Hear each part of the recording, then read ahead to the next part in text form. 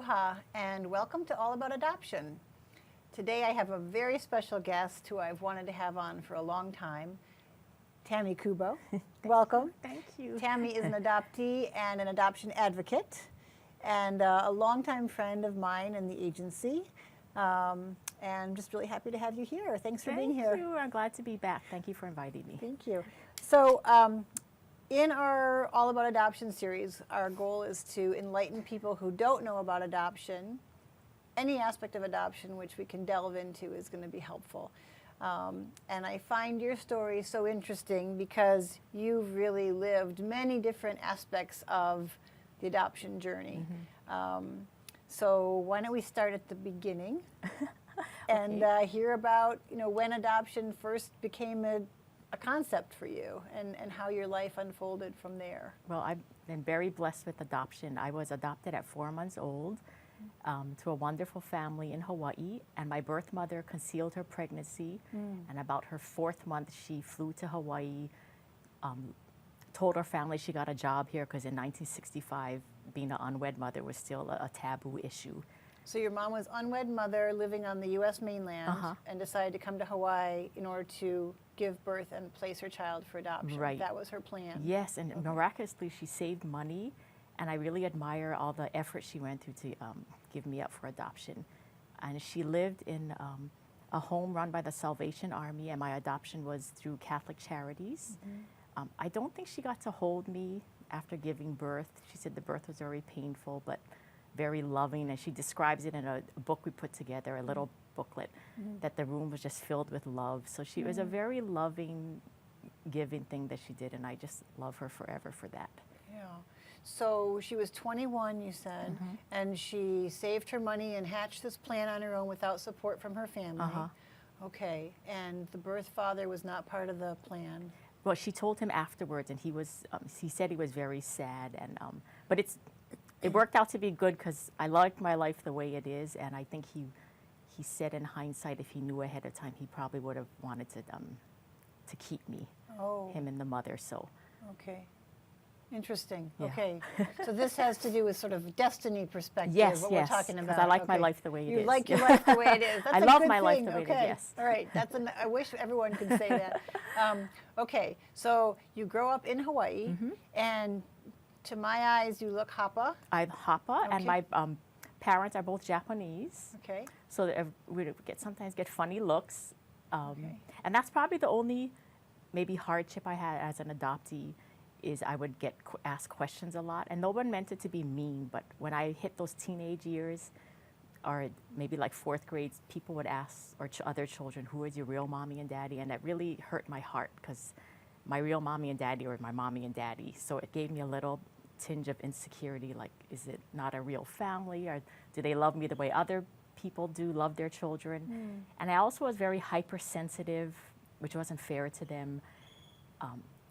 Being Oriental, they're not always a touchy-feely, so if I saw other families being very touchy-feely with their children, I put it upon myself saying, oh, I'm adopted, and that's why that doesn't happen. So that was a short phase of my life that I shouldn't have done, but I was very hypersensitive to. Okay, well, don't be too hard on yourself saying you shouldn't have done, because you were a kid. Yeah, I was a kid. Right, but and you saw other families more myself. demonstrative with their children, and that's what you wanted, and you made an assumption. This is what's interesting to me. So you say your parents who raised you were Japanese American, you were Hapa, and you made assumptions even at a young age that the reason they didn't hug you more was because you were adopted. Correct. Not because of their Japanese cultural proclivities. Yes. Okay, and the reason that's important, I think, is because part of our goal with this show is to help prospective adoptive parents or anyone who encounters children who are adopted, professionally or personally, to sensitize them to what the kids might be feeling.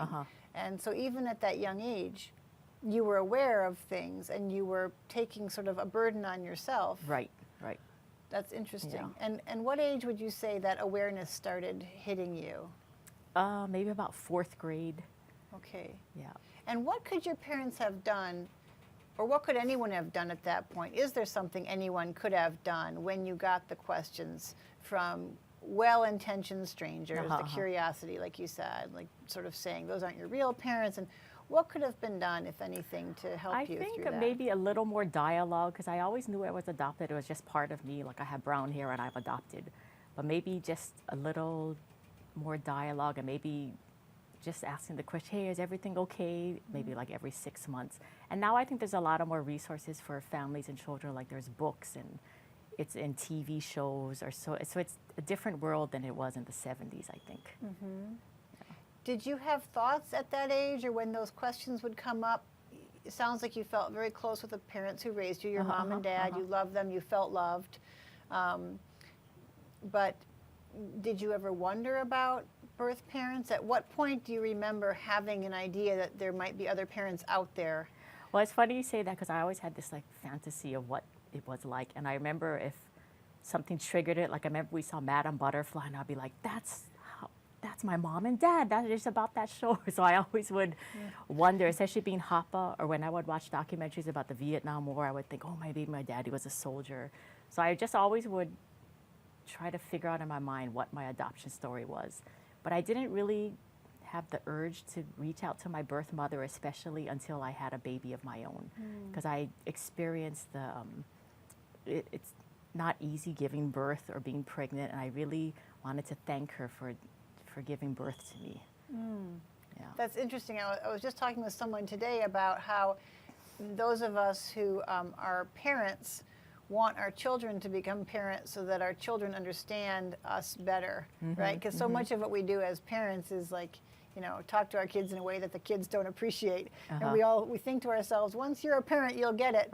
I'm interested in your becoming a parent, because you mentioned to me that it was early. Yes, it was a young age. A young age. And often there's a belief that children who are adopted, girls who are adopted, there's a tendency, a disproportionate percentage of them become pregnant at a younger age. Really? Often with the idea that there's sort of this desire to have a genetic connection to somebody, or seeking a kind of love that maybe they feel is missing on some level. Wow, I could see how that could happen. But I did have a child at a young age, and adoption never entered my mind. I knew I wanted to have my child. But like I said, it gave me a real desire to reach out to my birth mother and thank her. So I did, I think mid-20s, I wrote a letter to Catholic Charities asking if they could give me some information. I also wanted to know the genetics. I didn't know what my nationality was or if there's any medical history. And right away they let me know that my birth mother was sending them letters every so often. So it was very easy to connect with her since she reached out to them. So I flew up to Seattle and met with her. I think I was about 26. Wow. And that was really nice. And someone asked me, like, are you going to forgive her? And I thought, why? That's so odd. What would I have to forgive her for? What she did was so incredible. I wanted to thank her. That's a really important point that we hear from every birth child we've ever met, is that I've never heard of a birth child feeling anger or, any kind of animosity towards a birth mother or judgment. It's always, she did an amazing thing. It must have been very difficult. I'm grateful for being alive. And I think it's important for birth mothers to know that. Yes. To know that. And I also want birth parents to know that I think there's also a fear that when a child or adult will reach out to the biological mother or father, that will become the new love of their life, and it's not. I would never love anyone the way I love my mother and my father. She was just an extension of my love, and I think of her I love her as a good friend and a sister almost, but nothing can replace the love I have for my mommy and my daddy. Thank you for saying that. Yeah. That's another question that comes up, and I think very often in the adoption triad, the parents who raise you present this unwitting sort of threat to the child who might want to seek. The child who wants to seek may be afraid of hurting the feelings of the parents who raised him or her. But if we can say, no, I'm not looking to replace you, Mom and Dad. The love I feel for you is pretty deep. Yeah. I think that will make people feel better. And we had I remember my birth mother and her husband came to my house, and my parents were there, and it was such a cute little conversation of my biological mother asking my mommy, like, okay, what age did she do this? And it was really cute, and it was just so beautiful to see two women who loved the child so much. Yeah. How Yeah. rewarding for you as the child in the middle to see them loving each other like that. It was really nice. Wow. So before you were able to meet your birth mother, often in teen years when we start to question and have identity issues, that's often when the adoption issue can become bigger for adoptees. Did you experience anything in the teen years that you can connect to your adoption experience in any way? I kind of held a lot of it in and didn't talk about it too much, but I always remember this girl I met at high school was adopted also, and she was so proud of it, and I never met any of us, like, kind of blown away that she felt that way, and it really healed me, and I thought, why, I don't know why I'm putting this on myself. She made it like it's so cool, and so she kind of changed me a lot.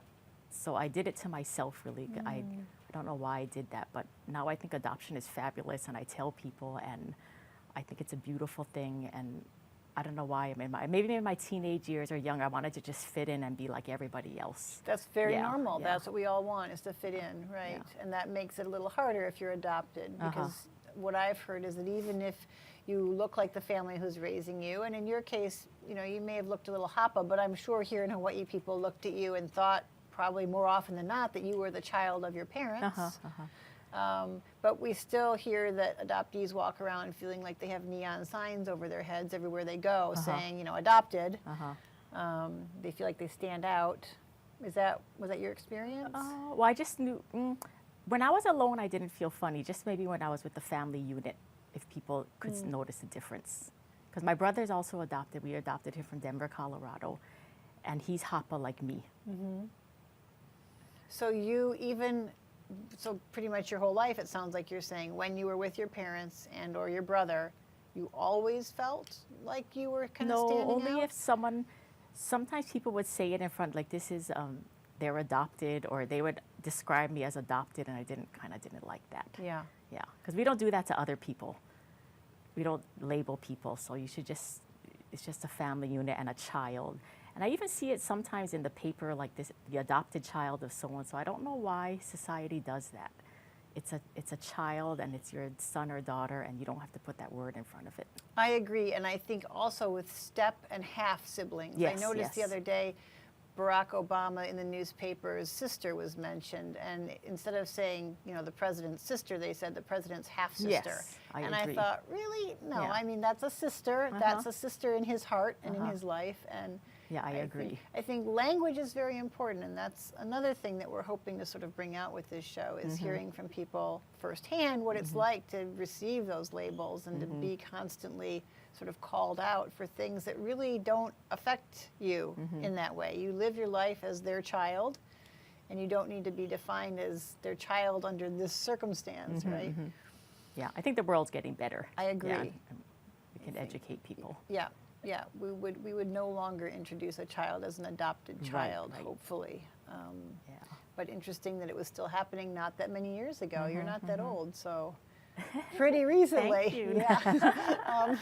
Okay, so you grew up with this sort of general sense of happiness and love and support, but with this, sounds like, niggly feeling in the back of your mind that you were different. Do you think it affected you in any way in terms of sort of pursuing your career or your relationships, or was there anything that we could learn from that? No, I don't. Well, I don't know the difference because I only have one life, but it was never such a burden that it made me want to do any crazy things for love or anything. I always felt love and secure. It was just, I didn't like the label of being adopted or someone making me feel like my family wasn't real. Right. But I did that to myself too, because no one can make you feel a certain way, but I didn't like the question of, you're a real family or real mother or father. So that's the only time it came up. So if I understand correctly, it sounds like the issue here wasn't your own organic sense of self. It was what society and what others did that made it complicated for you. Because I think I was the only adopted family in the neighborhood, and I didn't know many in my elementary school, I didn't know anyone else but myself. But in high school, I met that cool girl that was also adopted. That cool girl, and it sounds like somebody told that cool girl, "Hey, you're really lucky to be adopted," Yes, or it's how, awesome. Yeah, right. yeah. So Okay. I love her for that. She In fact, I'm changed going to your life. private message her today and tell her how she affected my life. That's good. I think we should always thank people who Yes, do you great should, things you and should. make sure they know when we're thinking about them. Uh-huh. So from the time you sort of grew up and had these awarenesses of being different or being somehow, someone who people were aware of for these reasons, and then you meet your birth mom at age 26, Uh-huh. what changed from the moment you sort of had her in your life? Oh, all that, all the questions or fantasy of my adoption just released it. And I also met my birth father, who's a lovely man, and I think it boosted my self-esteem like 300% because it was just such a beautiful love story. Everybody loved me. Yeah. I just have overabundance of love. I feel very blessed for that. And they're both really good people. Right. Yeah. So is it fair to say that at age 26, when you met how quickly after meeting your birth mom did you meet your birth dad? Pretty fast. Okay. I don't know how she got in touch with him again. I met him about 2 years later in person. And her, after we exchanged letters, I met her like 3 months later. It was pretty fast. Okay. So within a relatively short amount of time, you met your birth mom and your birth dad.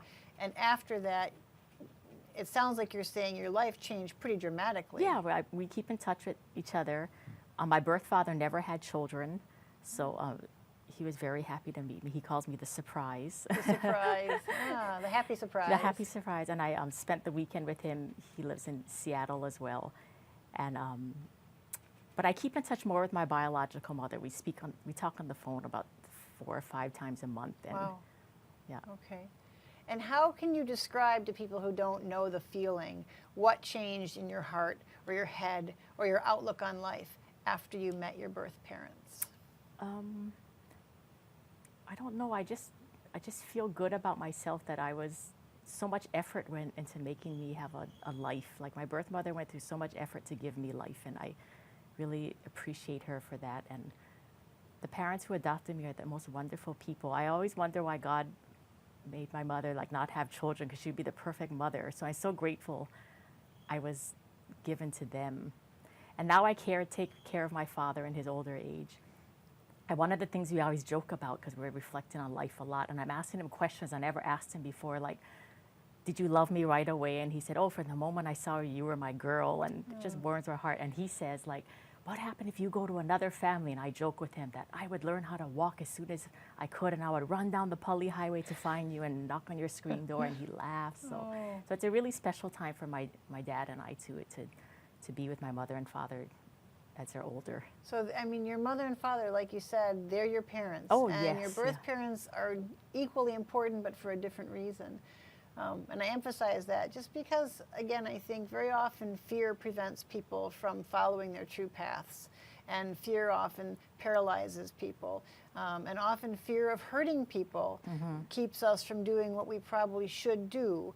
The anticipation of telling your parents that you were going to find your birth parents may have been a little bit difficult for you, even though they had told you all along, we support you in finding your birth parents.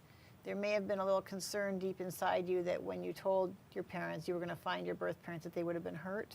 Well, we never talked about it, so I can't remember how I approached the subject, but they were okay with it. Yes. And my father's a doctor, so he also was interested in finding out the medical background, which I think now they're more open about in adoptions, but back then nothing was given.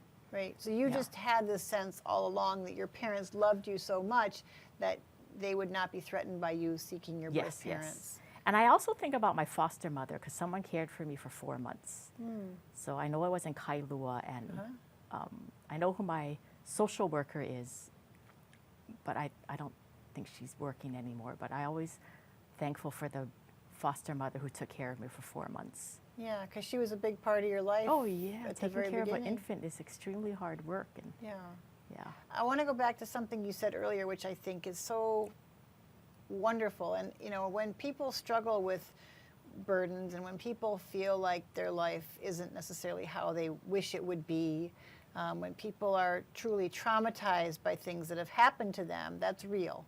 And that isn't something we can just say, get over it. You know, everyone has to work through their issues in their own way. And in your case, your perspective on the plan that was made for you by your birth mother is so positive. You know, instead of saying, I'm abandoned, or I was abandoned, or I wasn't good enough for her, or, you know, you're saying, I'm grateful that she took all this time and put all this thought into planning to save my life and to give me the life that she thought I deserved. And I just want to point that out because I feel like that's a really positive spin on what could be just as easily absolutely the opposite. Yeah, absolutely. My parents are very positive people, so I was brought up always to have a positive outlook. And you are right. I never ever looked at my adoption as a negative thing or that I was abandoned. I was truly loved. Yeah, interesting. And I think, you know, when we look at the birth mother or birth father, the birth family's intentions with adoption, I honestly can't say that in my experience of working with birth parents, or even in sort of a theoretical concept model, that a birth parent would ever place a child for deleterious or negative reasons, right? Because it's so much harder to place a child for adoption than to do the alternative. Yes. And even in the, when I put together this booklet, it was kind of ironic because it was the Christmas of 1965 and my parents wrote a Christmas letter. We have this beautiful child and they're just so full of love. You can just read the joy in their letter. And at the same time, my birth mother was really going through a hard time because she still loved me and her body was recuperating from pregnancy and it's a secret that she kept. So it was, but all in the name of love, like we said, but it was a hard time for her. And she said it was really hard on my birthdays. Of course. Yeah, on her birthdays. We hear that from every birth mom, that Mother's Day, big holidays, and then the birthday of the child never gets forgotten. It lives in the birth mothers specifically, maybe the birth father also, but we know for sure that birth mothers. But when I did meet her, she did tell her mother. So her mother was older, and we brought out a picture book. So she had to explain to her mother, this Hapa girl is coming to our house for dinner. So you met your grandmother? Yes, I met my grandmother and all my uncles. And there was one picture my birth mother took out that you could kind of see like a little baby bump. So she showed her mother that picture, like, I wasn't just getting chubby that summer. So it's really nice. And so I think it was also healing for my birth mother that we met each other because she no longer had that secret. And I keep in touch with the family as well. So she told her mother right before you showed up, or had she told her mother? I'm not sure what the sequence was, but I know when I went to the house, I met her, maybe just right before she met me. So your mother, when you finally met her, would have been 47. I think she was 20. Yeah, she was in her 40s. Okay, so that's a 47, well, a 26-year secret to carry around. Yes. She only told one sister, and now everybody knows. And yeah. Wow. Well, that's a lovely story because everyone wins in that story. Yes. Everyone wins. When you do something out of love, I think love tenfold comes back to you. So. Yeah, that's a good reminder. Yeah. We wrestle with this sort of open adoption concept because, you know, personally and as an agency, Hawaii International Child, we're big advocates of open adoption. We feel that it's the healthiest approach for all members of the triad. There are times when it won't work, where for whatever reason somebody you know, feels that it's not going to serve them well to be open about it. And we hope for and we advocate for the fact that that should only be the birth mother's decision. The birth mother should be the one deciding open or closed, or to what extent open, because really the birth mother lives with this more profoundly maybe than anyone else, right? The decision and the ramifications of the decision. And, I'm just so happy for you and your birth mom that you were able to all come together. And I wish, I hope that more birth mothers do consider adoption, because it's such a beautiful thing. And now, like you say, birth mothers have more choices. I hope if the mother chooses an open adoption, that she can see the compounding effect of her loving gift. And you said earlier that your mother, when you met her, said that she didn't regret or resent the decision to place you for adoption? That she, Yeah, she didn't regret it, but she, I think, was sad about because I know giving birth to it, I don't know if I could do, I Yeah. love my baby so much. So Yeah. it must have been very hard for her. of course. Yeah. I think it's the most difficult decision Yeah. any woman can ever make. I can't Yeah. imagine a more difficult one because Yeah. it's, like you said, I mean, it lives with you forever for the rest Yeah. of your life. So I even called her this morning, like, thanks for giving birth to me. She's like, oh, you're welcome.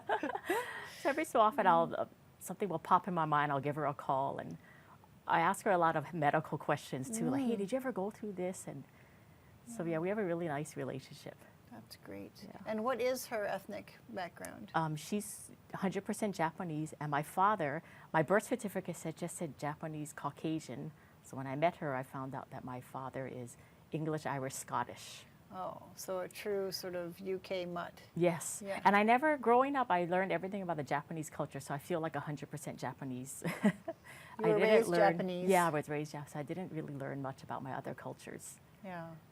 Interesting. And and do you feel sort of in your heart you just feel Japanese? That's I feel Japanese. Yep. I guess that makes sense. If your birth mother's Japanese, your parents who raised you are Japanese, and yeah, you I feel live in Hawaii, Japanese. which is a fairly Maybe I should learn more about my other cultures, but growing up is just, yeah. Interesting. All right. Well, we are going to have to wrap up in a minute. So, final thoughts for anyone watching about No, adoption? I just think whatever your adoption path takes you, just embrace it. It's a beautiful thing, like you said, and when you live with love and make decisions in love, it will come back to you tenfold. And to all mothers, even if you're watching this, and just know that what you did is a beautiful thing, and thank you. That's lovely. Well, thank you for being here, Thank Tammy. you. I was really honored to have you. And as always, you're a fascinating and interesting person, so I'm sure that people will be happy to have watched this. So thank you. Thank you. This has been All About Adoption. My name is Christine Altwies. Thank you very much to Alelo Studios and our wonderful executive producer, Chris Castignero. Until next time, aloha.